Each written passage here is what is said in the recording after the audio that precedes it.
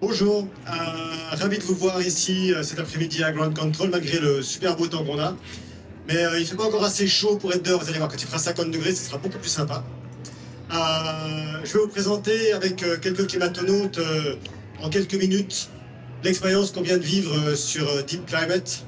3 milieux, 3 traversées, 3 systèmes climatiques différents pour étudier la capacité humaine de faire face à des nouveaux systèmes de vie et des nouveaux systèmes climatiques. Je vais vous raconter un petit peu comment est né ce projet. Ensuite, les climatonautes vous raconteront ce qu'on a vécu sur le terrain. Et puis ensuite, je vous parlerai de la science et de comment on a travaillé sur le terrain et quels sont les buts finalement de ces missions. Alors moi, je suis Christian Clot, je suis le concepteur, directeur de ce projet. Ça fait pas mal d'années qu'on est dessus. Ne sont pas là parce qu'ils sont en train de garder le stand, Jérémy Roumian et Mélusine Wallander, qui sont les deux co-créateurs de l'Institut Human Adaptation Institute et qui ont travaillé avec moi depuis maintenant presque 8 ans sur la mise en place de ce projet scientifique et de la manière de mener ces études. Donc, comme pour les climatonautes, comme pour eux, tout à l'heure quand vous sortirez, vous pourrez aller les voir aussi, ils sont là et ils ont plein de choses à raconter. Alors, le projet, évidemment, il naît un petit peu de ce genre de choses. Vous avez peut-être lu ce rapport, Paris à 50 degrés.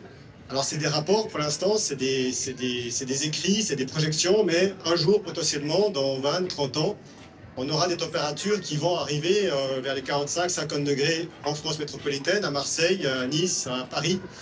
Et évidemment, c'est déjà arrivé. Hein. On a vu qu'en Inde, il y a 2 ans, ils ont eu une canicule pendant plusieurs semaines à plus de 50 degrés. Alors, quand on parle de température, je pense que vous le savez, mais c'est toujours bien de le rappeler, on parle toujours de température à l'ombre. C'est-à-dire que si on parle de 50 degrés à l'ombre, en plein soleil, vous êtes à 65, 70 degrés. Ça commence à faire chaud hein, quand même. C'est assez agréable. Mais évidemment, les problématiques climatiques sont aujourd'hui devenues une thématique importante.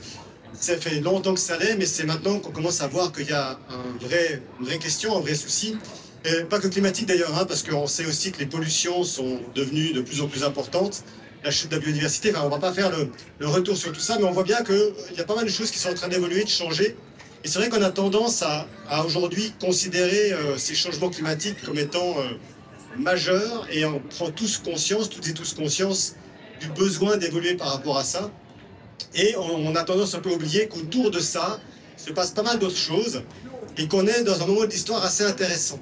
Parce qu'au-delà des changements climatiques, il y a 3 grands changements systémiques qui touchent l'humain, dans lesquels on peut classer tous les changements. Vous avez les changements de systèmes environnementaux, soit parce que vous déplacez, ou soit parce que le système change autour de vous. Donc ça, c'est les premiers gros types de changements. Le deuxième gros type de changement, c'est tous les changements technologiques, et ils sont nombreux. Je pense que pas grand monde ne comprend encore bien quels sont les impacts de 2 grandes nouveautés qu'il y a eu ces dernières années, à la fois sur l'épigénétique et la génétique, et la capacité aujourd'hui de faire évoluer des traitements par rapport à ça, et ChatGPT, vous avez tous entendu parler de ça, et l'impact que ça va avoir technologiquement sur nos systèmes sociaux et sur nos systèmes de fonctionnement. Et puis, vous avez des changements sociétaux profonds. On est en train de redéfinir la géopolitique mondiale avec des changements sociétaux profonds et qui vont nous impacter toutes et tous, qui sont déjà en train de nous impacter toutes et tous. Et ce qui est intéressant, c'est que ces 3 grands changements, environnementaux, technologiques et climatiques, et sociétaux, pardon, ont déjà tous eu lieu dans l'histoire. On a déjà des expériences dans le passé de chacun de ces changements, mais c'est la première fois connue de l'histoire humaine que ces changements arrivent au même moment, de manière concomitante. Donc c'est intéressant, parce que ça provoque une quantité d'évolutions et de changements pour un être humain qui sont extrêmement profonds.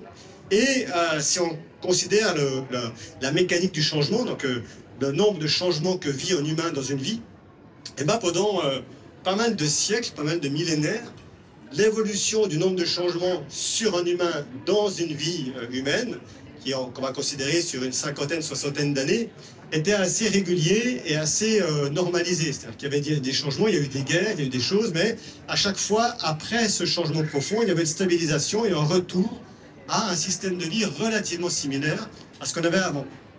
Pour la première fois, l'ensemble de ces changements nous place dans quelque chose d'extrêmement intéressant, puisque la quantité de changements systémiques, pas des petits changements de vie personnels, mais des changements systémiques de son environnement proche et de son environnement de vie, est devenue exponentielle et la quantité d'évolution et d'information est devenue surnuméraire.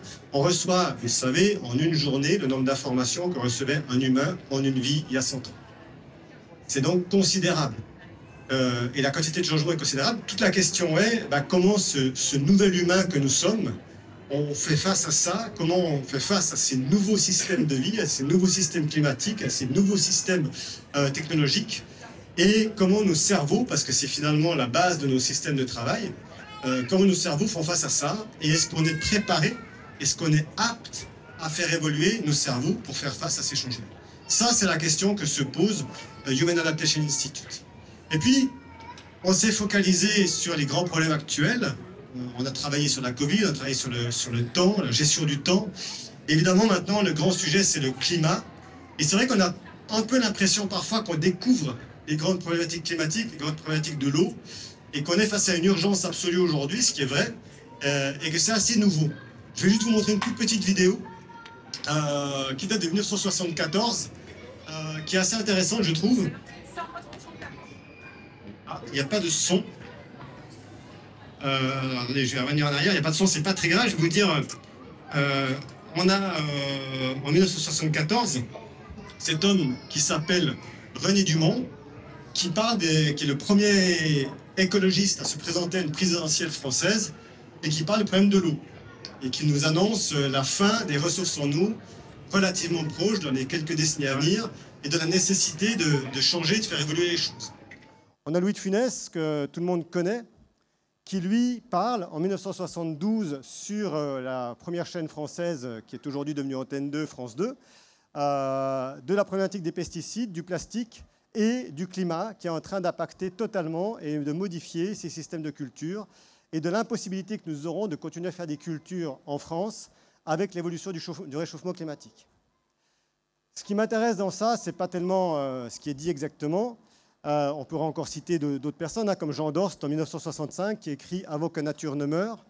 Jean Dorst, qui a été un des plus grands penseurs sur le climat de l'époque, ou Franquin, un dessinateur de BD, qui invente Gaston Lagaffe, un écologiste un peu farfelu qui veut sauver la planète en inventant des choses assez folles pour le faire. Accessoirement, c'est un garçon de bureau aussi un peu fantasque, mais n'empêche que tout ce qui est autour de Gaston Lagaffe, c'est la protection de l'environnement. Je vous montre ça pour vous dire que ce n'est pas tout à fait nouveau qu'on parle de ces problèmes.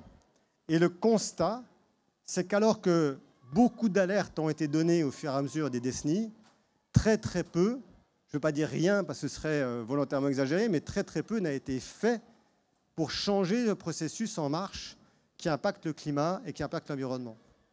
Ça veut dire que depuis maintenant un peu plus d'une soixantaine d'années, on est dans une forme d'inaction de mise en œuvre face à cette problématique-là de changements climatiques et environnementaux.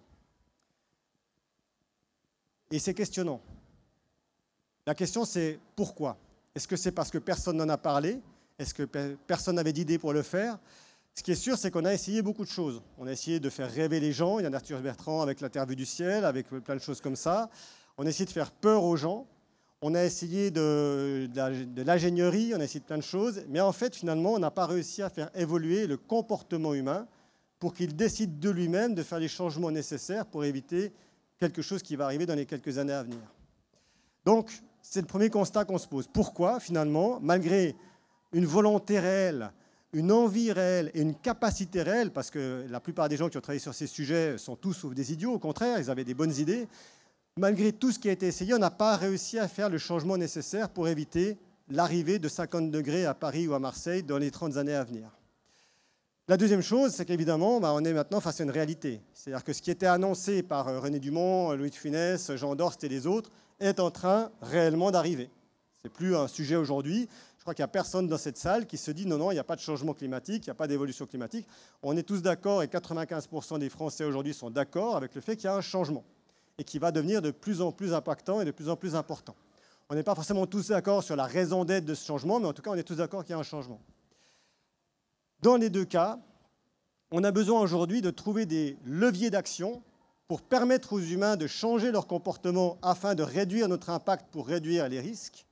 Et on a besoin, dans un même temps, de comprendre comment un humain est capable de s'adapter à des nouveaux systèmes de vie puisque le futur va nous apporter de plus en plus de nouveaux systèmes de vie et de changements climatiques de plus en plus profonds. Je ne sais pas si vous avez déjà souvent été à 50 degrés dans votre vie, mais ce n'est pas toujours rigolo. Ça veut dire que si on veut vivre à ces températures-là, il va falloir sérieusement qu'on considère une évolution. Et dans les deux cas, que ce soit la manière de changer, à savoir je décide de changer quelque chose dans mon comportement pour créer un impact moins important, eh ben, ce n'est pas si simple, on le sait toutes et tous. Décider d'arrêter quelque chose qu'on aime ou auquel on croit profondément parce qu'on pense que c'est bien pour le futur, c'est un cheminement complexe qui demande de passer par différentes étapes et dans un autre cas, de pouvoir changer parce que le système est en train de changer autour de nous, c'est aussi difficile. Dans les deux cas, c'est un système d'adaptation. Et l'adaptation, ce n'est pas de la résilience, ce n'est pas de chercher à revenir à ce qu'on avait avant, c'est de chercher à créer un nouveau système pérenne dans lequel je peux projeter un futur possible, dans lequel je me sens bien. C'est donc une étape supplémentaire à la résilience. Et cette notion d'adaptation qu'aujourd'hui, dont on parle de plus en plus aujourd'hui, qui était totalement inaudible il y a 15 ans quand on a commencé à travailler sur ces sujets, on en parle beaucoup aujourd'hui d'une seule manière, c'est une adaptation systémique et structurelle. À savoir, on pense qu'il faudra changer les structures, qu'il faudra, là, le plan adaptation de 2050 pour Paris à 50 degrés ne parle que de repeindre les murs, mettre des tentures, enfin plein de choses intéressantes et qui seront nécessaires. Mais aucun de ces plans d'adaptation ne parle de nous, humains, à savoir, d'une part, quel est l'impact d'un nouveau climat sur vous, sur nous. Qu'est-ce que ça veut dire de changer de 2, 3, 10 ou 15 degrés son système de vie? Qu'est-ce que ça veut dire en termes de santé humaine, en termes de santé mentale, en termes de système cognitif? Tout ça, on n'en parle pas. Et puis, on ne parle pas non plus de comment on peut, en tant qu'humain, changer des comportements pour justement s'approprier de ces réalités du futur. C'est toute la question que nous, on se pose aujourd'hui chez Human Adaptation Institute. Et on mène des différentes campagnes de recherche qui, toutes ont le même but, comprendre la mécanique de l'adaptation humaine pour pouvoir ensuite enseigner la capacité de mettre en œuvre une adaptation avant que la crise soit arrivée. C'est un travail qu'on essaie de faire. Pour ça, on étudie à la fois des personnes qui sont en transformation, comme des personnes qui sont en migration, des changements en entreprise, des changements sociétaux. On a lancé une grande étude sur la Covid, des choses comme ça. Et puis, notre autre manière de travailler, c'est de monter de toutes pièces des simulations grandeur réelle en plaçant des humains dans des nouveaux systèmes de vie et de les étudier pendant une quarantaine de jours pour voir comment leur système physiologique, cognitif, social évolue dans ces conditions-là. C'est ainsi qu'en 2001, on a monté Deep Time. On a mis 15 personnes pendant 40 jours dans une grotte sans accès à une information temporelle. C'est ainsi que depuis quelques années, on mène des missions diverses et variées dans des endroits comme le lac Baïkal, où on ne peut plus trop aller maintenant, mais qui était intéressant pour travailler, dans les différents déserts, dans différents systèmes climatiques complexes, pour travailler sur ce qu'on appelle la condition extrême. Et j'insiste sur le mot de condition extrême et pas de milieu ou d'environnement extrême. Pourquoi? Parce que la condition extrême est liée à ce que nous sommes. C'est ce moment où vous êtes confronté à une nouvelle situation de vie qui, pendant un temps, qui peut être de quelques secondes à quelques années, ça dépend, vous perturbe, vous bouleverse, vous désoriente et face à laquelle vous n'avez pas de solution immédiate à proposer. Vous êtes alors désorienté, donc en condition extrême. Pour comprendre la nuance entre un milieu extrême ou une condition extrême, vous prenez un Inuit qui va chasser au Groenland pendant l'hiver, il est dans son bureau. C'est un métier qu'il connaît, il a l'habitude de le faire, c'est son travail du quotidien, il est chez lui. Il n'est pas en condition extrême. Si vous avez un Français métropolitain qui n'a jamais quitté la France métropolitaine, qui vient chasser avec cet Inuit, alors qu'il fait moins 35 dehors, qu'il y a du vent à 60 km/h, cet humain-là est en condition extrême, puisqu'il est face à un climat qu'il ne connaît pas et qui le perturbe. Donc ce n'est pas le fait qui est extrême, c'est le rapport de la compétence humaine par rapport à un fait qui est extrême. Et autant dire que si réellement on arrive à des 50 degrés en été dans nos pays, on sera toutes et tous, pendant quelques temps en tout cas, en conditions extrêmes si on s'y est pas préparé. Donc c'est ça qu'on essaie de travailler, c'est ça qu'on essaie de faire. Et pour ça, effectivement, on monte différentes missions. Et on a notamment monté cette mission qui s'appelle Deep Climate et qui avait pour but de placer 20 personnes, 10 femmes et 10 hommes, dans 3 milieux climatiques spécifiques et différents qui chacun d'eux a des caractéristiques qu'on pourrait retrouver dans le futur, à savoir des températures très chaudes et humides comme en forêt tropicale amazonienne actuellement. Donc déjà, des gens y vivent. Hein, donc, pour les personnes qui vivent actuellement en Guyane, les Amérindiens qui vivent en Guyane, c'est chez eux, c'est leur métier, c'est leur bureau. Pour nous, c'est un extrême. La Laponie, avec le climat polaire à moins 35 degrés.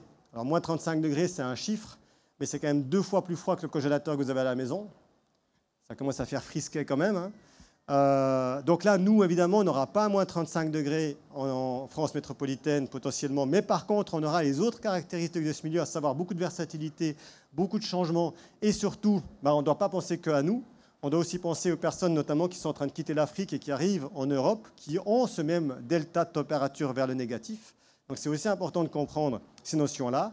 Et puis enfin, le dernier milieu qui est peut-être le plus représentatif pour nous, dans un désert d'Arabie Saoudite où on était à plus 45 degrés en journée, à l'ombre hein, toujours, avec des nuits qui flirtaient les 30 degrés, avec une sécheresse autour de 8 à 20% d'humidité, ce qui sera très concrètement le genre de température qu'on risque d'avoir en France dans les 20 ans à venir. Donc ça, c'est un milieu extrêmement intéressant.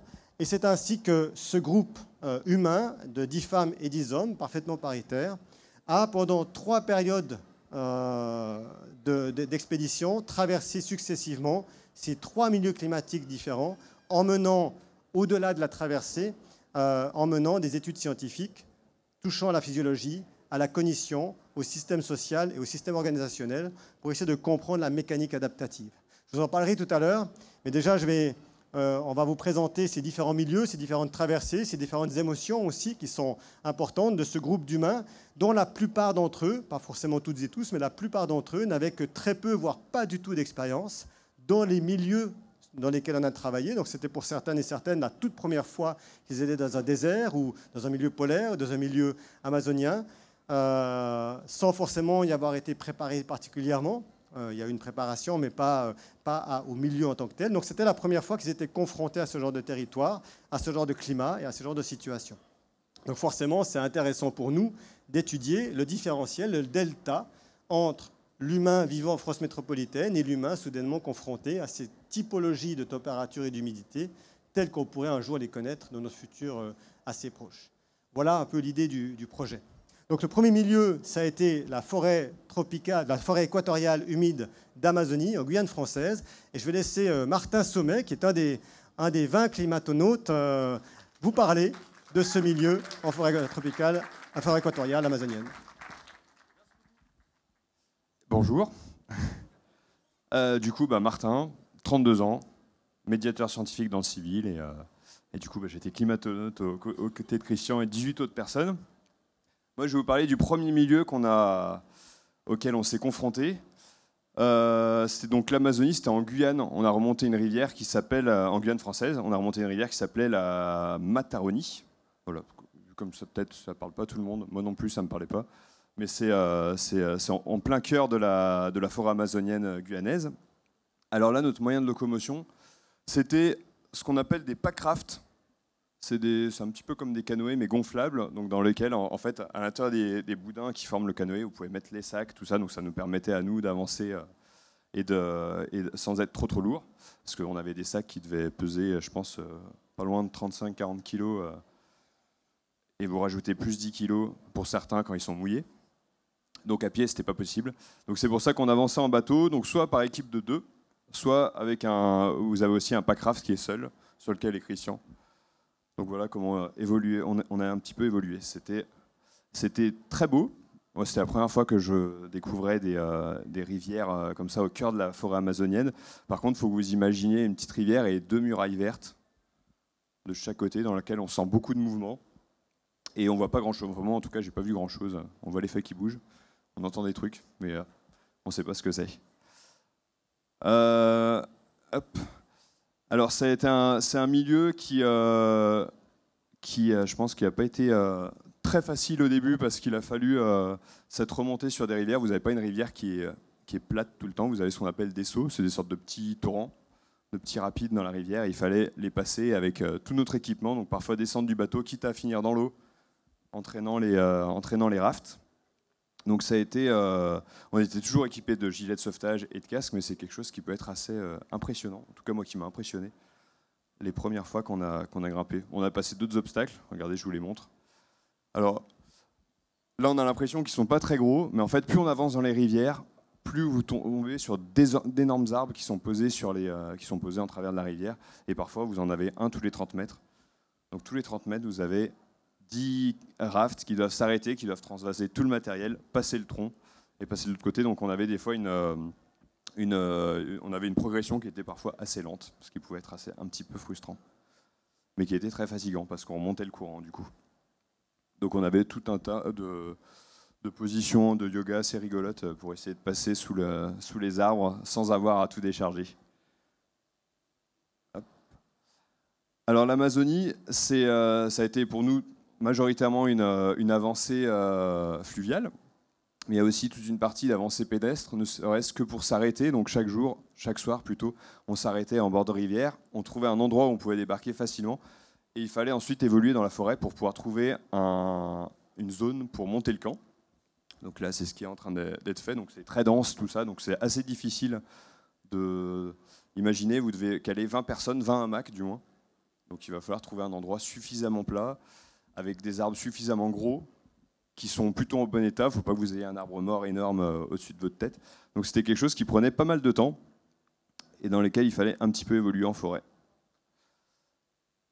Voilà à quoi pouvait ressembler un petit peu l'évolution en forêt. Donc on a finalement, nous, assez peu fait une avancée pédestre. Du fait des poids des sacs, on est resté majoritairement en bord d'eau.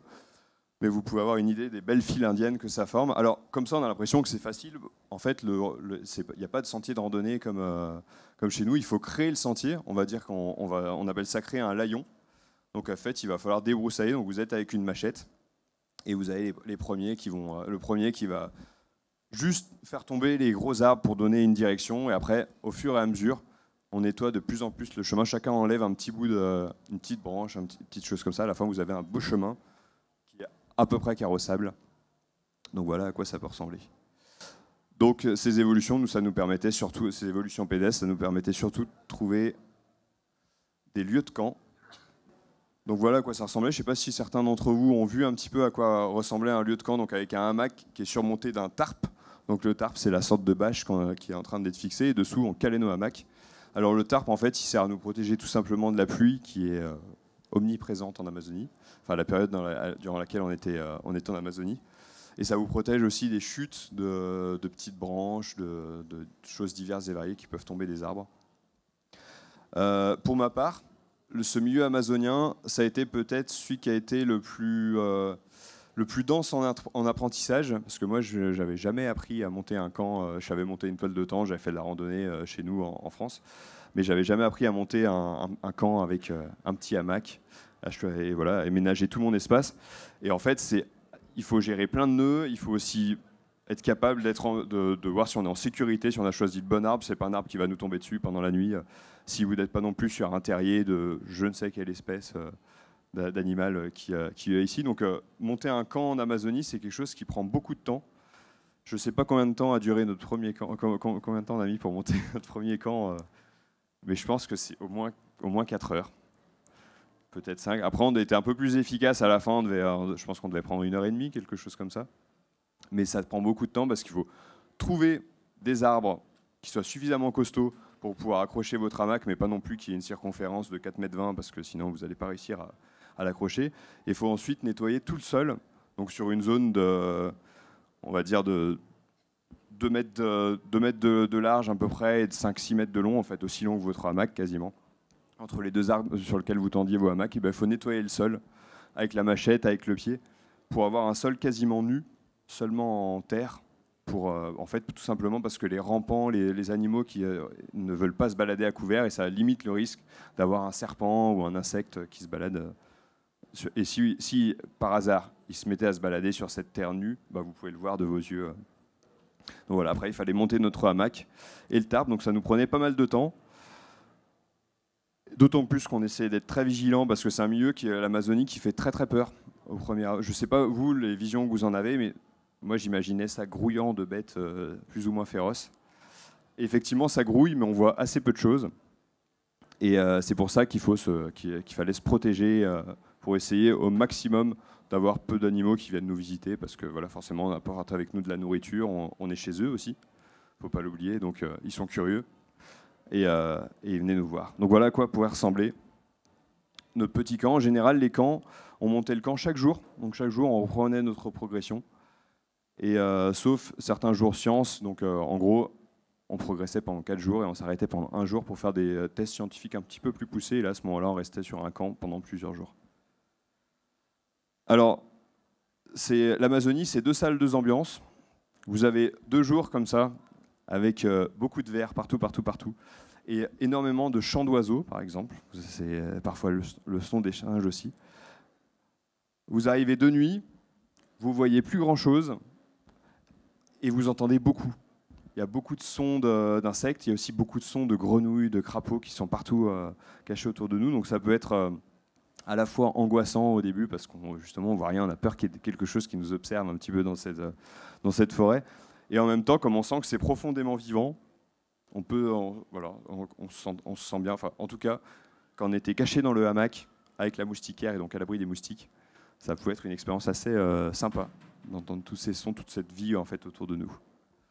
Donc voilà à quoi ça pourrait ressembler. Alors l'Amazonie, c'était un milieu où il faut au maximum faire les actions quand il fait jour, donc monter son camp quand il fait jour ou le démonter quand il fait jour. Donc c'est pour ça qu'on s'arrêtait assez tôt, on devait s'arrêter à 16h, je pense, l'après-midi. Il fallait que le camp soit monté à 18h quand le soleil commençait à tomber. Et on se remettait en action, on se levait quand il commençait à faire jour. Donc en fait, mine de rien, on passait, je pense, pas loin de 12 heures dans nos hamacs. Franchement, c'était génial parce que j'ai passé des nuits exceptionnelles, enfin pour ma part. J'ai très bien dormi dans les hamacs, mais on faisait plein de choses, on lisait, ça nous a permis de bien nous reposer en tout cas. Et donc il fallait s'occuper, donc c'était assez beau la nuit parce que vous voyez plein de petites lumières rouges qui venaient des hamacs. Et il fallait aussi faire tous les tests scientifiques donc, qui étaient sur des sortes de smartphones, donc on était bien occupés.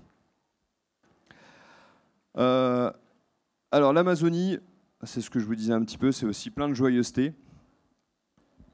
Donc ce que vous avez ici, on va dire que l'imaginaire collectif pense tout de suite aux araignées, aux poissons que vous pouvez avoir dans les rivières, ou aux serpents. Je pense que pour ma part, en tout cas ce que j'ai appris en Amazonie, c'est que c'est pas la petite bête qui va manger la grosse.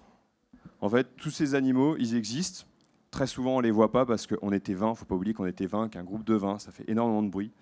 Donc tous les animaux se carapataient, je pense, avant même qu'on arrive. Et il suffit, en fait, quand vous les voyez arriver, d'être vigilant, de leur laisser une porte de sortie. Et jamais, à ma connaissance, on a été attaqué. On a une petite piqûre de scorpion au début, mais d'un scorpion qui a été pris dans un pantalon, qui était rentré dans un pantalon, donc il s'est retrouvé coincé. Donc voilà, mais c'est... Dans l'ensemble, ce qu'on vous montre là, en fait, c'est assez peu dangereux. Souvent, par exemple, la grosse araignée qui est ici, je crois que ça s'appelle la matoutou. Et celle-ci, elle est très courante dans les maisons en Guyane. C'est impressionnant, ça va faire cette taille, mais en fait, ça va jamais. C'est pas dangereux pour l'homme. Vous avez aussi les petits scorpions qui sont ici. Alors, les espèces de scorpions en Amazonie, de tête, je crois qu'il y en a plusieurs centaines. Et en fait, vous en avez une seule qui est dangereuse pour l'homme, donc vous pouvez en croiser beaucoup, mais finalement il y a peu d'animaux qui sont vraiment dangereux, et celle qui est dangereuse pour l'homme, elle fait 1 cm.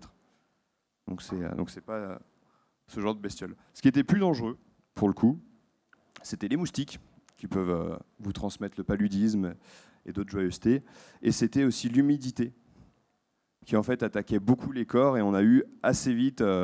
on n'a jamais eu d'attaque de singe fou ou de serpents qui pouvaient nous attaquer. Par contre, on a eu l'humidité qui très vite nous a abîmé les pieds notamment. Parce qu'en fait, imaginez-vous, on est en chaussures, on patauge toute la journée dans l'eau. Donc vous avez les pieds trempés. Donc quand vous enlevez vos chaussures, vos pieds ressemblent un petit peu comme si vous étiez resté toute la journée dans le bain, quoi. Et au bout d'un moment, cette humidité va commencer à abîmer un petit peu la peau. Et on avait des débuts de mycose qui apparaissaient. Et je pense qu'on est monté parfois plus de la moitié du groupe qui était touché par des mycoses et du coup pour qui ça devenait un enfer d'enfiler des chaussures. Et voilà, il faut faire sécher les pieds, il faut les tremper dans divers produits et surtout il faut prendre énormément de temps pour les soigner le soir, donc dans les hamacs. Pour ma part, je pense que je passais 1 heure dans mon hamac à me sécher les pieds avec des serviettes, à passer du talc dessus parce que ça permet d'absorber l'humidité, ensuite à les crémer pour les protéger. C'était une gymnastique qu'il fallait répéter chaque jour. Donc en fait, au début, vous vous dites ah, j'ai peur d'oublier, mais très vite, en fait, dès que vous avez mal aux pieds, c'est quelque chose qui fait partie de votre routine et voilà, qu'il faut acquérir.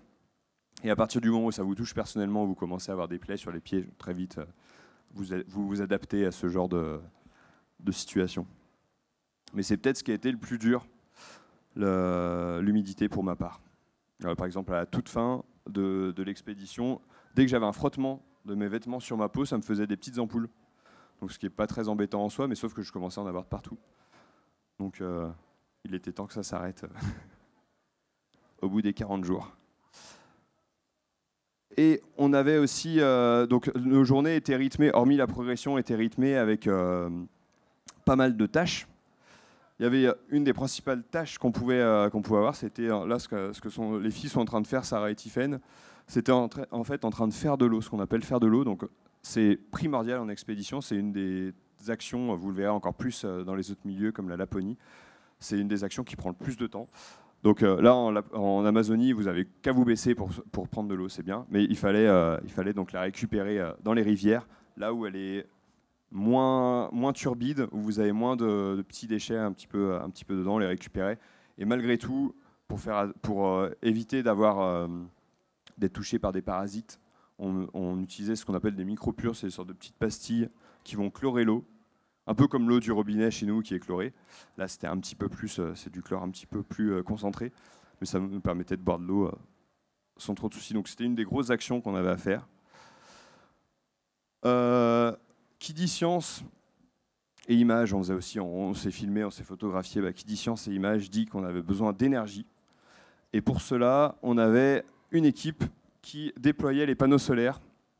Dès qu'on avait une petite fenêtre de tir, donc qui avait un petit peu de soleil, ça n'a pas été facile. Ça a été peut-être la grosse difficulté en Amazonie parce que vous êtes toujours sous un couvert forestier et comme il pleut à peu près toutes les demi-heures, c'est variable, mais il pleut très souvent. C'était assez difficile de faire recharger toutes nos affaires, mais c'est une action c'est un boulot qui a été un vrai défi pour nous dans ce milieu-là. Et finalement, on s'en est sorti. Donc on était un peu crado.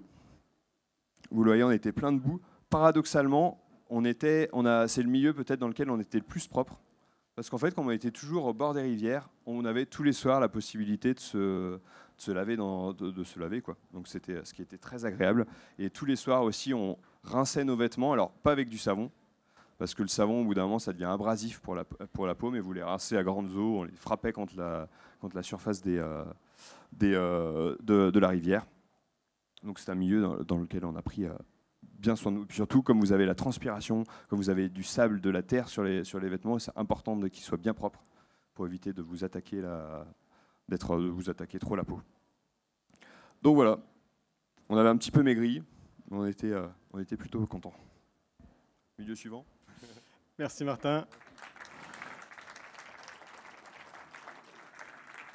Alors la plupart des photos que vous avez vues et que vous allez voir sont le fait de Lucas Santucci et de Martin Sommet et d'Alexis Routier qui ont été les 3 photographes de l'expédition. Donc au-delà de raconter l'Amazonie, Martin a fait plusieurs des photos qu'on voit ou qu'on verra au fur et à mesure des semaines à venir de l'expédition. Vous allez me dire, mais pourquoi est-ce qu'on progresse en fait? Parce qu'on fait des travail scientifique, on pourrait très bien s'installer au même endroit, y rester et ne pas bouger. Ce serait beaucoup plus simple en termes scientifiques. En fait, c'est la problématique de nous, les humains, c'est que quand on s'installe à un endroit, quand on reste à un endroit, notre premier réflexe, c'est de nous protéger du milieu. C'est-à-dire qu'on va, au fur et à mesure des jours qui passent, se construire de plus en plus de murs, de protection, on va essayer de se protéger de la pluie. Donc finalement, on va s'éloigner petit à petit au fil des jours qui passent du milieu, alors que nous, on veut vraiment travailler sur l'impact du milieu. Donc c'est beaucoup plus intéressant de rester en progression parce qu'on est obligé d'être en prise et en connexion avec le milieu, qu'on doit apprendre à comprendre, plus que d'essayer de s'en protéger, ce qu'on a fait durant les derniers siècles de notre histoire. Donc on progresse tous les jours et on progresse plusieurs heures, ce qui aussi correspond à une tâche physique et cognitive intéressante, puisque dans nos vies de tous les jours, on n'est pas immobile à rien faire, on a des travaux, on a des métiers, on fait des choses, donc on a besoin de garder cette dynamique à la fois physique et mentale pour pouvoir poursuivre nos études. C'est pour ça qu'on est en progression continue. Ce n'est pas une progression très intense et très dur, on n'est pas dans l'extrême, on ne cherche pas à faire des exploits sportifs, mais on est vraiment dans une évolution, dans un territoire qu'on doit apprendre au fur et à mesure des jours qui passent pour pouvoir justement s'y adapter. Et donc, on passe de l'Amazonie, où on est plutôt content et pas très habillé, à la Laponie septentrionale, donc on est au-delà du cercle polaire arctique, et cette même équipe, à quelques éléments près, se retrouve à moins 30 degrés, et plus durant une période un peu plus courte, parce que malheureusement, quand on a envoyé notre fret, il y a eu ce que personne n'imagine, et encore moins nous à l'époque, une énorme grève en Finlande, et les ports ont été complètement bloqués, et notre camion était bloqué sur un bateau, bloqué par les grèves pendant 15 jours, donc on a perdu un peu de temps, mais on a quand même pu mener la mission en Laponie, que je vais laisser Tiffaine vous raconter en quelques minutes.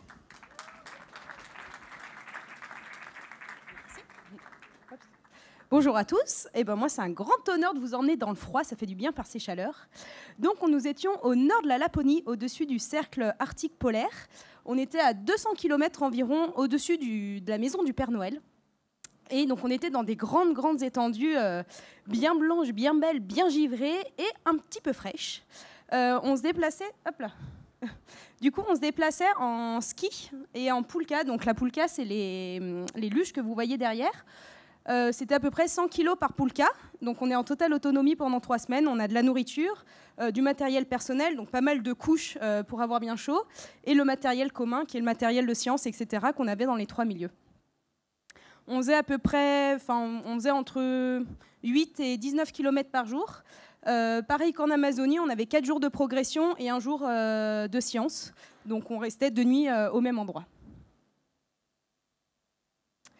Donc voilà la progression. Donc on a progressé à la fois dans des grandes plaines arides et à la fois dans des forêts. Donc les forêts c'est un peu plus compliqué parce qu'il y a des petites buttes de neige poudreuse. Ça demande un peu plus d'efforts.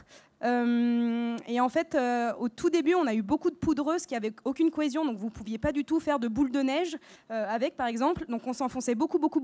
C'était impossible. On a essayé sur 1 km et c'était impossible d'avancer.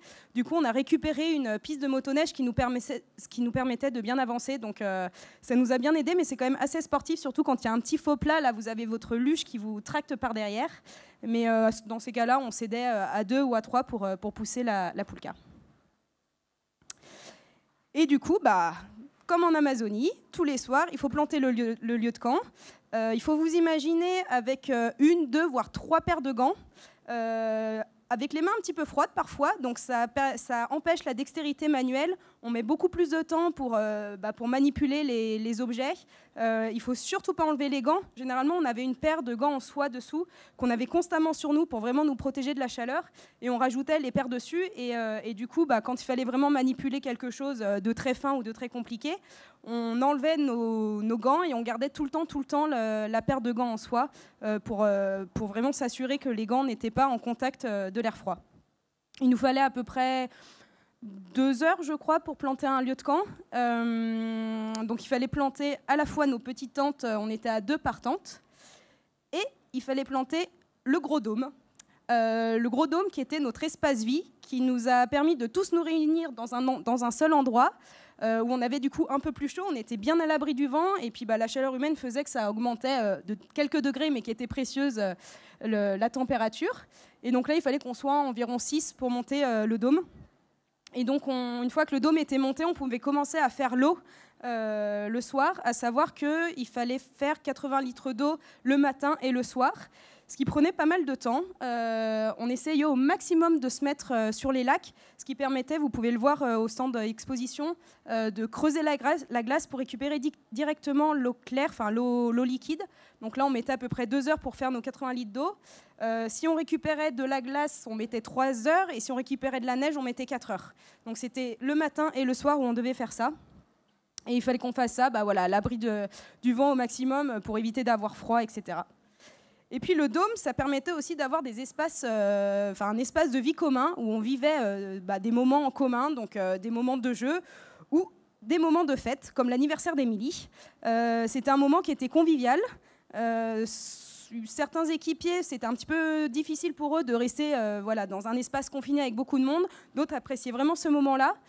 Mais voilà, tous les soirs, on se retrouvait sous le dôme pour manger, pour jouer, pour se réchauffer un petit peu, pour faire l'eau et pour faire la fête de temps en temps sans alcool. Et puis, parfois, quand on montait le lieu de camp, il y avait une petite surprise qui arrivait. Quand on venait de finir les tentes, il y a une petite surprise qui arrive, et c'est les tempêtes. Les bons petits coups de vent qui sont pas super agréables parce qu'ils apportent beaucoup de fraîcheur, de froid. Et là, l'idée, c'est de se protéger au maximum du vent, donc de construire des petits murets du côté du vent pour éviter que le vent s'engouffre dans la tente et nous refroidisse la nuit, et pour éviter aussi que la tente ne se casse, parce que là, on avait à peu près 60 km/h de vent, et en fait, avec le froid, les arceaux sont beaucoup plus sensibles, beaucoup plus fragiles, et du coup, il faut sauvegarder au maximum ce matériel, en l'occurrence cette tente, qui est notre sécurité pendant la Laponie. C'est là où on va avoir plus chaud, c'est là où on va pouvoir se protéger des intempéries, et du coup, on bichonnait nos tentes, parce qu'il fallait vraiment qu'elles nous durent toute l'expédition. Mais du coup, ça faisait aussi des très très belles couleurs, et ce soir-là, c'était absolument merveilleux. Enfin, c'était, il y avait la neige, là, on voit un petit peu au sol, la neige qui était poussée par le vent, qui effleurait le sol, avec le soleil qui était tout ocre, enfin tout or, qui éclairait ça, et c'était un des moments, enfin pour moi, un des moments qui était le plus majestueux de cette expédition. Et donc j'ai un peu anticipé, mais voilà. Donc là, c'est à gauche, donc c'est pour forer la glace. On faisait un trou, on récupérait l'eau, et ensuite on avait toute une petite équipe. On avait réussi un petit peu à s'organiser. On était 2 par réchaud, donc il y a une personne qui s'occupait du réchaud. Il fallait toujours être à côté du réchaud. C'était un réchaud à essence, donc il peut y arriver quelque chose à tout instant. Donc il faut vraiment faire attention qu'il n'y ait pas de problème. Et puis une autre personne qui était en face, donc là on voit un équipier qui lui du coup versait l'eau froide dans la casserole, et puis l'eau chaude dans le thermos ensuite. Donc voilà, ça nous prenait pas mal de temps, mais c'était absolument essentiel. On mettait toujours l'eau dans les thermos, qui nous permettent d'avoir de l'eau chaude toute la journée, le soir et le lendemain, et de boire, parce qu'on n'y pense pas forcément en température froide, mais c'est hyper important de boire, en l'occurrence pour éviter tout ce qui est hypothermie, etc. Et donc ça, c'est tout ce qui n'est pas très rigolo à faire, surtout quand il fait froid. On peut en avoir un petit peu marre la journée, on peut être pas très très motivé pour faire ce genre d'activité. Mais l'avantage de la Laponie, c'est qu'il y a des choses absolument incroyables qui se passent dans ce pays. Et je pense que vous en avez déjà vu, en tout cas en photo, c'est les aurores boréales. Et là, on a été hyper gâtés en termes d'aurores boréales. Enfin, on en a eu vraiment beaucoup de soirs. Après, il fallait faire un choix. C'est soit vous aviez froid et vous aviez des aurores boréales, soit il faisait plus chaud parce que plus de nuages et vous n'en aviez pas. Voilà, il y en a uniquement quand il fait beau temps. Et puis, du coup, il faisait froid, et quand vous étiez au fin fond de votre tente, ça fait une demi-heure que vous vous mettez en pyjama, que c'est difficile de se changer, d'avoir froid, etc. Enfin, littéralement, on mettait entre 20 et une demi-heure pour se changer, pour se mettre en pyjama, et le lendemain pour s'habiller. Et puis là, il y a un équipier qui dit « Aurore boréale !» Et vous dites « Mince, qu'est-ce que je fais ? Est-ce que je passe une demi-heure à me rhabiller pour aller voir l'aurore boréale, ou est-ce que je reste dans mon duvet et tant pis pour l'aurore boréale, mais quand même c'est assez canon et j'aimerais quand même le voir, ou est-ce que vous sortez votre petite tête de la tente tout en restant dans le duvet et en faisant attention de ne pas humidifier votre duvet par la neige, et du coup vous regardez par la fenêtre votre aurore boréale. Ça, c'était à chacun sa stratégie, mais en tout cas on a eu des sacrées aurores boréales, et rien que ces moments-là, le soir, valait la peine d'affronter le froid de la nuit après, parce que là, enfin, je sais pas combien on a eu cette nuit-là, mais on a eu des nuits jusqu'à moins 34 degrés, et du coup voilà, c'était le pendant de ces grandes fraîcheurs, c'était de se dire, certes il fait froid, mais sans ce froid, en fait, on n'aurait pas ces merveilles-là, et ça aide, enfin en tout cas moi personnellement, ça m'a aidé à dépasser le froid qui est vraiment qui est prenant, quoi. Enfin, c'est pas anodin de vivre dans un double congélateur, en fait. Enfin, c'est difficile à expliquer comme sensation, mais déjà vous avez l'impression d'avoir des glaçons dans le nez. Quand vous respirez, ça pique de partout dans votre bouche, dans votre nez, et puis vous êtes constamment en activité aussi, parce que dès que vous vous arrêtez, vous avez froid. En même temps, il ne faut pas être trop en activité parce que vous transpirez et du coup vous avez froid, donc c'est un juste milieu à trouver entre continuer à bouger sans toutefois s'arrêter. Mais bon, voilà, pour rien que pour ces moments d'aurore boréale, ça vaut le coup de vivre 30 jours dans un double congélateur. Merci Tiffaine.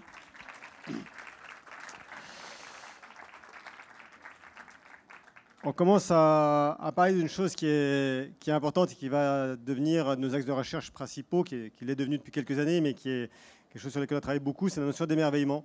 C'est la capacité au cerveau de trouver des axes de plaisir et d'émerveillement pour finalement être capable de considérer la possibilité de vivre dans un nouveau système et donc de se projeter dans un futur qui nous paraît possible, voire agréable, chose sans laquelle il est strictement quasiment impossible de s'adapter à une nouvelle condition de vie. Et ça, c'est peut-être une des premières leçons que nous apprend ces différentes missions qu'on fait, c'est que sans avoir envie, sans avoir des moments de plaisir et de bonheur, vous n'avez pas la possibilité de vous adapter correctement à un nouveau système. Et c'est peut-être quelque chose qu'il va falloir réfléchir dans les messages qu'on veut faire passer actuellement sur la préparation au changement climatique. On ne peut pas être que dans la peur. On doit aussi considérer les possibilités de s'émerveiller de ce qui nous entoure et de croire que l'espoir est possible. Sans ça, l'adaptation est quasiment non fonctionnelle et c'est dommage parce que sans adaptation, on ne pourra pas fonctionner dans des nouveaux systèmes de vie. Voilà pour la Laponie. On va passer maintenant dans le dernier des milieux qui nous a occupés. On est dans un désert d'Arabie Saoudite où les températures sont chaudes. Alors, je précise que c'est qu'une température chaude dans un désert. Il y a énormément de déserts sur la planète qui sont chauds la journée et froids la nuit. Or, ce n'est pas le type de climat qu'on aura. On aura chaud la journée et chaud la nuit. Donc, il nous fallait un désert qui corresponde à cette caractéristique. La plupart d'entre eux sont au Moyen-Orient. Et c'est pour ça qu'on a choisi ce désert d'Arabie Saoudite. Et je vais laisser Nicolas nous raconter cette troisième et dernière expédition dans la chaleur aride du désert d'Arabie. Merci Christian. Bonjour à toutes et tous, Nicolas Ngo, j'ai 41 ans et avant de partir pour ces merveilleuses expéditions Deep Climate pour lesquelles j'ai eu la chance d'être sélectionné il y a 7 ans, eh bien, je pilotais le département des relations entre sciences et société au ministère de l'enseignement supérieur et de la recherche. Autrement dit, étudier l'adaptation et mener des protocoles scientifiques sur le terrain avec une équipe et un collectif avec lequel il faut apprendre à travailler, à vivre ensemble dans des conditions extrêmes, c'était quelque chose qui me passionnait parce que ça me permettait de combiner à la fois l'aventure et puis la science. Et c'est vraiment ce qu'on a vécu tous ensemble sur ces milieux. Alors, je vais essayer de vous raconter tout ça parce qu'effectivement, plus 45 degrés, on a même, je crois, eu plus 48 un jour, à l'ombre. Encore une fois, c'est des températures qui sont un peu abstraites. Et ce qu'il faut bien vous dire, c'est que c'est à peu près 80 degrés de plus qu'un mois plus tôt quand on était en Laponie. Donc ça fait un écart qui nécessite quand même une petite adaptation, ne serait-ce que psychologique, mais aussi physiologique. Et donc plus 48, c'est à l'ombre, à 1 mètre du sol et à l'abri du vent. Donc c'est comme ça qu'on a mesuré les températures chaque fois, avec des degrés d'hygrométrie qui variaient de 8 à 20%. Et puis quand on combine les deux, ça fait des températures ressenties qui peuvent dépasser les 50 degrés, 56 degrés. Donc autrement dit, dans ces moments-là, il faut éviter de se mettre au soleil. Et c'est tout le défi en fait, de cette nouvelle façon de vivre qu'on a dû inventer et trouver dans ce milieu. Alors, comment on progressait? La première chose, peut-être qu'il faut s'imaginer, si vous avez eu le temps de passer sur le stand, sinon je vous invite à le faire après, en fait, on tirait des chariots que vous voyez derrière moi, des chariots qui, en eux-mêmes, pesaient déjà 25 kg et qui étaient chargés de jusqu'à, je dirais, 150 kg pour les... Voilà. 200 kilos, me souffle Christian dans l'oreillette, au départ, le chariot le plus lourdement chargé au départ. Et ce qu'il faut se dire, c'est qu'on avait 10 jours d'autonomie en eau, qui est évidemment l'élément le plus important dans un désert, et on se rend compte à quel point, dans un désert, l'eau, c'est la vie. Et du coup, c'est quand même quelque chose d'assez physique de tirer un chariot. J'ai trouvé à titre personnel que c'était plus engagé physiquement que tirer une poulka sur la neige et même plus engagé que la poulka. Donc en fait, ça nécessitait effectivement d'avoir un petit peu d'entraînement physique pour tirer ça et surtout dans des températures importantes. Alors parfois, on voit une personne qui aide quelqu'un a poussé le chariot parce qu'on ne progresse pas sur un terrain qui est plat et lisse, hélas, on est sur du sable, et donc ça s'enfonce, et par conséquent c'est un petit peu plus compliqué. Et donc on était dans ce genre de paysage avec quelques reliefs comme ça montagneux, et puis des grandes étendues où on voit jusqu'à perte de vue à l'horizon, avec cette poussière qui flotte comme ça au-dessus de l'horizon, qui rend les choses absolument magiques. On avait souvent l'impression d'être sur Mars ou sur une autre planète. Je ne sais pas si vous avez vu le film Dune, c'est tout à fait ce genre de paysage. Je crois que d'ailleurs ça a été tourné en Jordanie. Là, on était au nord de l'Arabie Saoudite, dans ce qui s'appelle le désert du Nefoud. Le désert du Nefoud, il est évoqué dans le film Laurence d'Arabie, et c'est tout au nord de l'Arabie Saoudite. C'est un désert absolument magnifique. Alors attendez, je vais peut-être sauter une vidéo. Voilà, celle-ci, c'est celle que quand il y avait des petites montées, il fallait s'entraider. Donc là, c'est aussi ce qu'on voit, ce qu'on avait commencé à étudier dans les précédents milieux. En fait, l'entraide, elle est absolument fondamentale quand on est en collectif, et ça marche pas si on est une somme d'individus. Et donc, je pense que une des clés aussi, je laisserai bien sûr Christian s'exprimer là-dessus, mais je crois qu'un groupe, ça marche bien quand c'est plus que la somme de ses individus. Et là, typiquement, dans une photo comme celle-ci, on voit bien qu'une personne ne pourrait pas monter son chariot toute seule. Mais par contre, quand il y a une ou deux autres personnes qui poussent, et là, tout d'un coup, on est beaucoup plus fort et ça marche mieux. Voilà, ensuite le soir, à la nuit tombée, en fait, on montait des camps. C'était les mêmes tentes, à vrai dire, qu'en Laponie, même si en fait on mettait pas le double toit. Et donc, sur les coups de 17h, pardon, en fait, je vais peut-être vous faire le déroulé de la journée type. Le matin, le réveil sonne à 3h45 pour ma part, ça pique un petit peu, et pour partir à 5h du matin. Donc, pourquoi on se lève si tôt? Bon, d'abord pour replier le camp, charger les chariots, mais aussi et surtout pour progresser à des températures qui sont les plus clémentes possibles. Parce qu'en fait, ce qu'il faut se dire, c'est que parfois, à 8 ou 9 heures, il fait déjà 40 degrés. Et faire un effort physique sous ces températures-là, c'est extrêmement exigeant. Donc, on se lève très tôt pour ça. Donc à l'aube et au crépuscule, on plie ou on démonte nos tentes, et ça donne des belles images comme ça avec des lueurs crépusculaires. C'est assez magique. On a vraiment, vraiment l'impression d'être dans un film, parfois tellement c'est beau. C'est de toute beauté. La nuit, en fait, on passait beaucoup de temps, d'une part, à manger. Là, on voit aussi qu'on prenait soin de notre matériel, et en particulier de nos roues, parce que les chariots, ils étaient extrêmement chargés, mais ce qu'on n'avait pas anticipé, c'est qu'il y a des petits picots dans le désert, des petites plantes qui ont des aiguilles quasiment, et qui sont infiltrées dans nos pneus, et qui ont fait un ravage sur nos chambres à air. Les 2 premiers jours, pour vous dire, on a dû crever une trentaine de pneus. Et donc, on s'est dit, il faut qu'on trouve une solution. Et là, c'est là où on se dit, c'est pas mal d'étudier l'adaptation, parce que tout s'est bien passé, mais juste rien comme prévu, comme on dit. Et typiquement là, notre chariot, il marchait pas comme on aurait aimé qu'il marche. Donc, on a dû trouver une solution. Et la solution, c'est d'insérer entre la chambre à air et le pneu une protection qui a permis en fait de faire en sorte que les pneus soient plus solides et plus endurants. On ne savait pas si ça allait marcher. Et je vous garantis que quand on a vu que ça marchait, on était profondément soulagés, parce que sans quoi on ne savait pas si on allait pouvoir mener à bien nos missions et les protocoles scientifiques qui l'accompagnaient. Donc là, on voit que très régulièrement, on devait changer des pneus, regonfler des pneus. Donc là, on est devenus des vrais pros de ça. Et être le plus efficace possible. Parfois, ça ressemblait presque à un stand, vous savez, de Formule 1 où on faisait le chrono pour changer le plus vite possible les pneus. Donc, on a trouvé tout un tas de petites techniques pour s'entraider et s'améliorer et être le plus efficace possible. Quand on a marché de 5h à 9-10 heures du matin, en fait, la température est beaucoup trop élevée pour continuer. Et donc, on s'arrête et on monte les chariots de telle manière à ce qu'on puisse tendre des tarpes. C'est des petites bâches qu'on avait déjà vues en Amazonie et qui nous protègent du soleil en créant un petit peu d'ombre. Et ça, en fait, c'est vraiment fondamental, parce qu'on ne peut pas rester à la chaleur, au soleil. Et donc, cette ombre-là, on se retrouve tous massés sous ces tarpes à essayer d'avoir le moins chaud possible, ce qui veut dire le moins bougé possible, parce que en fait, ce qu'il faut se dire, c'est qu'à ces températures-là, on transpire sans rien faire. On est couché, assis, et on transpire et on se vide son eau. on consomme entre 6 à 8 litres d'eau par jour. Donc ça veut dire essayer d'économiser justement à la fois son énergie et ses ressources physiologiques fondamentales. Et ce que je trouvais intéressant sur cette photo, c'est qu'à l'écart, vous voyez, il y a une petite tente tarp qui a été montée.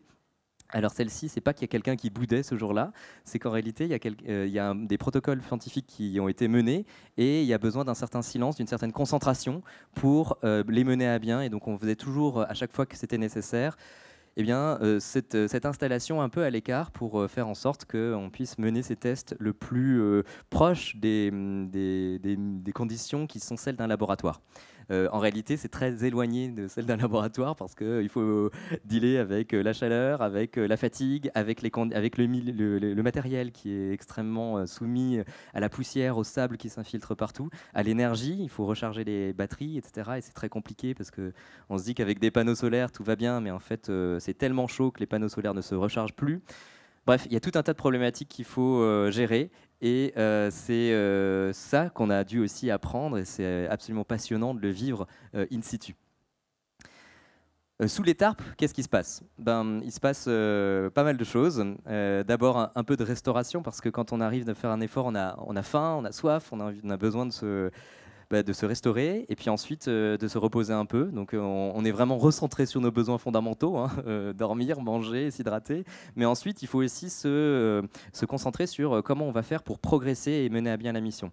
Et donc il y a tout un temps de cartographie où on étudie des cartes qui ressemblent à des grandes étendues orange. En fait, on voit pas grand-chose sur les cartes parce que c'est un désert, et donc à part des dunes et puis quelques reliefs montagneux, il faut essayer de se faufiler comme ça entre les reliefs pour atteindre le puits suivant, puits qui va nous permettre de recharger nos outres et nos bidons d'eau, qui vont nous permettre de continuer la mission. Donc autrement dit, cette activité de cartographie, elle est absolument clé pour réussir le milieu. Et donc avec les GPS et la cartographie, c'était quelque chose qui nécessitait beaucoup de concentration. Et parfois, qui dit concentration dit besoin de repos. Et ensuite, on était un peu fatigué. Vous voyez un peu là sur cette image, il y avait une forme de promiscuité sous ces tarpes-là, parce qu'on ne peut pas aller n'importe où, étant donné que littéralement on crève de chaud. Donc la chaleur fait qu'il y a une certaine promiscuité. Et toutes ces heures chaudes, on les passe à essayer d'attendre que les températures redeviennent un peu plus clémentes. En fait, ce qui est étrange, c'est que j'ai remarqué que entre 11h30 et 15h, il y avait vraiment quasiment plus personne qui parlait. Il y avait une chape de sommeil qui s'abattait sur les équipiers. Et quand la température redescendait un tout petit peu, il y avait la vie qui recommençait. On entendait à nouveau les oiseaux. Et puis, sous le tarp aussi, il y avait à nouveau de la vie qui recommençait. Et puis la mission se poursuit avec régulièrement des crevaisons, mais aussi des émerveillements comme des couchers de soleil, des tempêtes de sable, comme on a pu en voir des tempêtes de neige en Laponie. Là, c'était des tempêtes de sable extraordinaires qui nous rendent humbles aussi face à la nature. Et donc, c'est aussi ces expériences d'émerveillement, de découverte de milieux fantastiques qu'on est allé voir. Et clairement, c'est des choses qui nous transforment en profondeur. Je crois qu'aucun d'entre nous ne revient tout à fait pareil qu'il est parti. Et rien que pour ça, c'est assez extraordinaire d'avoir eu la chance de vivre ces expéditions. Peut-être un petit mot sur l'eau, justement. Je vous ai dit tout à l'heure, 6 à 8 litres d'eau. On a eu une petite mésaventure au départ, puisque certaines de nos outres fuyaient. Et donc ça aussi, c'est quelque chose avec lequel il faut composer. On s'adapte à des nouvelles circonstances auxquelles on n'était pas forcément préparé. Et donc on a dû trouver des solutions pour faire en sorte de s'hydrater correctement. Heureusement, c'était relativement au début et on a eu Mélusine Malander qui a pu nous donner un coup de main là-dessus. Et 6 à 8 litres d'eau, c'est beaucoup, mais en même temps, sous ces conditions-là, c'est nécessaire, je vous le garantis. On a vu des scorpions, on a vu des serpents, on a vu des lézards, on a vu tout un tas de petites bestioles aussi sympathiques qu'agréables. On avait déjà 2 expéditions dans les pattes, et ce qui fait qu'on savait un petit peu comment se comporter par rapport à ça. Néanmoins, quand vous allez vous coucher, que vous avez vu 4 scorpions, que vous avez quelque chose qui vous court sur l'orteil, je vous garantis que vous ne passez pas une nuit très sereine. Dans mon cas, c'était plutôt un scarabée dans la tente. Heureusement, ce n'était pas un scorpion, mais j'ai un peu gambergé. Voilà un peu à quoi ça ressemble, des magnifiques territoires de ce type-là, avec des dunes, avec des montagnes, avec également des belles formations rocheuses qui appellent une chose, c'est la notion d'émerveillement. Christian en parlait tout à l'heure, c'est quelque chose de strictement indispensable, je pense, pour s'adapter, et je pense que Christian en parlera mieux que moi. Et vraiment, c'est quelque chose qu'on a pu vivre dans chacun de ces 3 milieux. Bien sûr, on a un peu souffert dans nos corps, mais clairement, la dimension extraordinaire d'émerveillement par rapport au milieu, c'est quelque chose qui nous a permis, je pense, de tenir le coup, et puis vraiment de se transformer de l'intérieur. En tout cas, moi, c'est comme ça que je les ai vécus. Voilà, je vous remercie, puis je vous repasse à... Merci Nicolas. Alors, si vous deviez avoir le moindre doute qu'ils ont vécu vraiment les milieux, on est revenu il y a 2 jours, j'ai monté quelques slides cet après-midi, et c'est 5 minutes avant la conférence que j'ai demandé à Martin, Tiffany et Nicolas, qui étaient là à côté de moi, de présenter les milieux. Donc je pense qu'ils les ont vécus dans leur chair, dans leur corps, dans leur cœur. Et aujourd'hui, c'est quelque chose qui va rester ancré profondément en eux. Et c'est vrai que quand on est arrivé à la fin de cette mission, lorsqu'on a retrouvé le bitume pour la première fois, ce qui signifiait à la fois la fin de l'Arabie Saoudite, mais aussi de toutes les missions Deep Climate, il y a eu énormément d'émotions. Et je crois qu'on peut essayer d'imaginer ce qu'a vécu ce groupe qui, pour la plupart d'entre eux, encore une fois, partait novice dans ces territoires, et qui a été plongé dans un nouveau monde, dans un nouvel univers. C'est vraiment un nouveau système de vie. Ce n'est pas que du climat qui change, c'est l'ensemble de la manière de vivre, la manière de se comporter en société, la manière de construire un système pérenne. Et c'est quelque chose qui est extrêmement impactant au quotidien et dans ce que ça représente. Et je crois qu'on peut vraiment féliciter chaleureusement et profondément l'ensemble des équipiers et des équipiers qui ont participé à ces missions, parce qu'il fallait avoir déjà l'envie d'y participer, le courage de le faire, mais aussi l'abnégation ensuite de vivre en collectivité dans ces conditions pas toujours simples, et de mener des études scientifiques dont je vais passer quelques minutes, mais rapidement à vous décrire, parce que c'est quelque chose qui, lorsqu'il fait plus 45 degrés, lorsqu'il fait moins 35 degrés, lorsqu'il fait moins 35, et je vous dis, vous allez devoir baisser votre pantalon pour pouvoir faire une étude sur le muscle de la cuisse, je peux vous dire que vous n'êtes pas ravi à ce moment-là. Quand il fait 45 degrés et que vous devez vous concentrer sur une étude cognitive sur l'ordinateur, que vous avez des capteurs sur le front et que vous avez la sueur qui vous dégouline sur le front en permanence, c'est pas facile non plus. Donc on est vraiment dans des conditions qui changent complètement des études habituelles, mais qui sont nécessaires aujourd'hui de mener. Et c'est quelque chose que moi je remercie infiniment chacune et chacun des équipiers et des équipiers, parce que c'était pas toujours rigolo, c'était pas toujours drôle de le faire. Mais tous les jours, quand il fallait aller faire les études scientifiques, ils étaient là, ils le faisaient.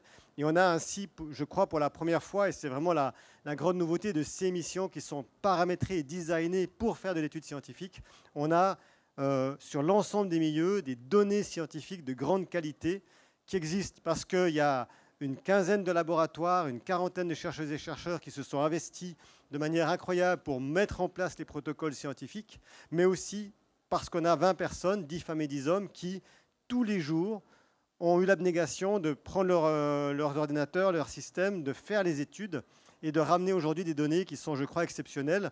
J'ai évidemment pas de résultats aujourd'hui, on va les analyser, mais c'est vrai que ce travail dans des conditions d'Amazonie, où vous avez cette 100% d'humidité en permanence et il faut arriver à faire des études, lorsque vous devez vous piquer le doigt alors qu'il fait moins 35 degrés et que vous cherchez votre veine qui n'existe plus, parce qu'il fait trop froid pour que vous la trouviez et que vous devez vous percer 3 fois, 4 fois, 10 fois pour y arriver enfin, à un moment donné, on peut se dire « j'arrête ». Et aucun d'eux ne l'a fait. Donc ça, c'est quelque chose d'extraordinaire et c'est quelque chose dont on est très fiers. Donc bravo à elles et à eux.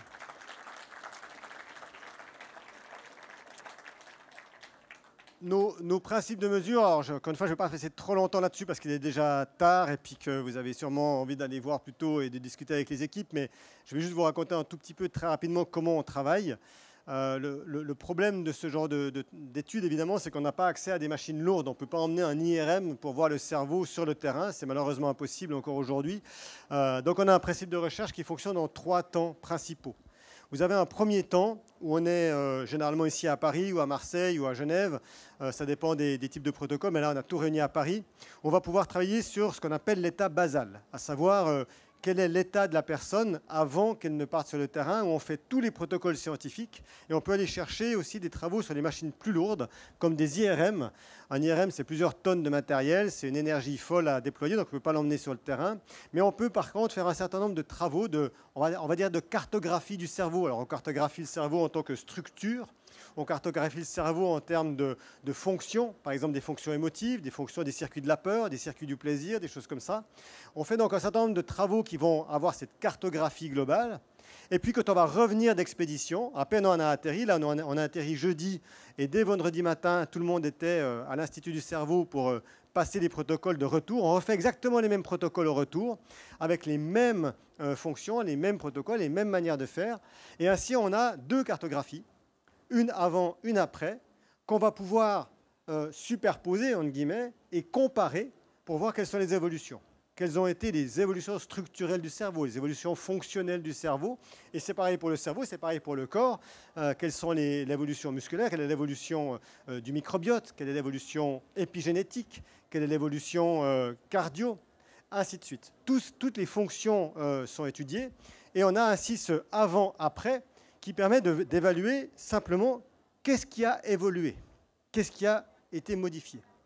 Mais là, ça nous donne juste une information d'évolution. Pour pouvoir comprendre la raison de cette évolution, la raison qui a poussé un système physiologique ou cognitif à évoluer, il faut évidemment mener sur le terrain toutes les mesures in situ, qu'elles soient physiologiques, cognitives ou sociales. Donc on a ainsi un avant et un après, et on a toute l'évolution pendant l'expérience de 40 jours, ce qui va nous donner finalement une mécanique, un processus adaptatif qu'on va pouvoir mieux comprendre parce qu'on a l'ensemble de ces données avant, pendant, après, et ce, sur les 3 milieux, et ce, quelques mois avant de partir dans le premier milieu, puis quelques mois après le retour de dernier milieu pour voir finalement l'évolution globale d'une personne qui vivait dans un milieu tempéré jusqu'à une personne qui est retournée dans un milieu tempéré avec tout ce qui lui est arrivé durant les 3 missions. C'est ainsi qu'on arrive à travailler sur ce qu'est l'humain en tant que physiologie et cognition, à savoir l'ensemble de la physiologie humaine et de la cognition humaine d'une personne, d'un individu. Cet individu fait partie d'un système collectif, d'un groupe social qui l'entoure, qui est ici de 20 personnes. Donc il faut aussi étudier le système social. On a développé entre autres des sociomètres qui permettent de déterminer l'activité sociale d'une personne, non pas simplement sur l'observation, mais sur la donnée scientifique.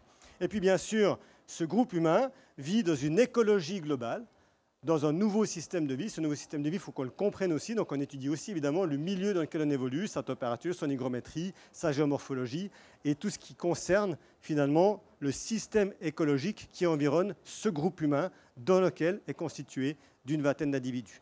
Et ainsi on arrive à avoir l'ensemble des paramètres qui définissent les humains vivant en groupe dans un nouveau système de vie, en travaillant principalement sur 9 domaines de recherche: la cognition générale, donc toute la fonction du cerveau, la physiologie générale, la génétique et l'épigénétique. Alors juste, l'épigénétique, ça vous parle ou la méthylation? En 2 mots, c'est très simple. De manière très schématique, la génétique, c'est vos gènes, c'est quelque chose qui vous constitue et a priori, ça ne se modifie pas au cours de votre vie. Il y a quelques études aujourd'hui qui commencent à remettre en cause ça, mais globalement, la génétique n'évolue pas du tout. Par contre, la manière dont les gènes sont lus peut évoluer. Ça s'appelle l'épigénétique. Pour donner un exemple tout bête, vous avez un livre qui est écrit, qui est imprimé, vous achetez à votre libraire. Vous n'allez pas pouvoir modifier la structure du livre et l'écriture dans les pages, mais vous pouvez décider de lire ce livre 1 page sur 2, de commencer le livre à la fin ou de commencer au début, de ne lire que le chapitre du centre. Et bien ça, c'est la lecture du livre, c'est l'épigénétique, à savoir comment est-ce que nos gènes sont lus et donne l'information générale, et c'est quelque chose aujourd'hui qui est de plus en plus étudié avec la méthylation des gènes et aussi des télomères et tout ce qui va autour. On étudie évidemment tout ce qui est microbiote, quelque chose qui est extrêmement important, hein, le système microbiotique, l'écologie, la géographie, l'éthologie, la sociologie, l'impact climatique, la biodiversité, bref, on étudie l'ensemble de ces domaines qui nous permettent finalement de mieux comprendre un individu et un groupe humain dans un nouveau système écologique. Alors pour ça, on a plusieurs outils qui ont été développés au fil des années par différents fabricants, différents laboratoires. Et évidemment, nous, on se met en contact avec eux, on travaille avec eux. Un des outils importants qu'on utilise, c'est cette petite gélule que tient, je pense que c'est Marika en l'occurrence, enfin on voit sa main. C'est une petite gélule qu'on avale et qui va nous donner la température centrale en permanence. Donc on a une température centrale extrêmement robuste puisqu'elle vient directement de l'intérieur du corps. Voilà. Ah oui, alors on va devoir écourter parce qu'il y a une autre conférence après. On va faire ça très vite. Vous avez la température centrale. Vous avez des systèmes aussi d'actimètres comme ici qui vont donner l'activité générale de l'humain. Est-ce qu'il est debout, couché, est-ce qu'il bouge, est-ce qu'il ne bouge pas. Vous avez tout ce qui est les sens, la sensorialité. Donc vous avez des systèmes sur les odeurs, sur les couleurs, sur la perception visuelle, la perception émotionnelle, sur la posture, sur la manière dont vous bougez, bref, tout ça. Vous avez des exercices sur la cognition et la métacognition, à savoir comment nous percevons les émotions, comment nous percevons les situations. On utilise aussi des appareils comme des électroencéphalographies qui permettent de déterminer l'activité électrique du cerveau et son évolution. On a à l'opposé, enfin pas à l'opposé, mais différents, des systèmes qu'on appelle des NIRS, et à savoir ce n'est pas l'activité électrique qui est mesurée, mais l'activité optique, l'activité de l'oxygène dans le cerveau qui va être mesurée. Donc là encore, on peut voir l'évolution cellulaire grâce à ça. Et puis on a toutes les données scientifiques qui sont prélevées par les différents climatonautes, soit par écrit, soit sur des téléphones mobiles qu'ils transportent avec eux. Et on a enfin ce système dont je vous parlais très rapidement, de sociomètre, qui permet de mesurer en fait le temps passé à côté de notre personne et finalement comment le groupe évolue ensemble, et ce qui permet de déterminer l'activité sociale de notre équipe de climatonautes. Voilà en gros les différentes études qu'on mène. On a aussi ici un système de SOMFIT qui détermine l'activité du sommeil. Bref, je ne vais pas vous faire tout le résumé. Si vous voulez en savoir plus sur les études plus spécifiques, on est sur le stand tout à l'heure, juste à côté, où vous pourrez venir et discuter avec nous de notre manière de mener ces études. Et évidemment, on ne peut pas vous parler de résultats encore aujourd'hui, mais on espère bien que dans quelques mois, une fois qu'on aura plongé dans les données, on pourra travailler là-dessus. Je passe juste un tout petit 2 minutes à remercier nos partenaires parce qu'une mission comme celle-ci, c'est 3 500 000 € de budget. Et la France ne finance pas ce genre d'études sur le terrain, ou de manière très mal. On a quelques ANR qui représentent environ 10% du projet. Tout le reste est financé par des partenaires externes. Donc je remercie infiniment ces partenaires parce que sans eux, ce genre d'études ne pourrait pas exister. Et je vous remercie infiniment d'avoir pris le temps de nous écouter aujourd'hui. Toute l'équipe des climatonautes, moi et les équipes aussi de logistique, Jérémy Romian, Mélusine Malander, Delphine, enfin on est tous sur le stand encore pendant les 2 heures qui viennent. Donc n'hésitez pas, c'est avec plaisir qu'on répond à vos questions. On n'aura pas le temps de faire des questions du public, donc n'hésitez pas à venir nous voir tout à l'heure. Et puis continuez de nous suivre sur deepclimate.eu, parce que dans les mois qui viennent, il y aura beaucoup d'informations, on va raconter toute l'expédition, on va commencer à mettre des résultats scientifiques.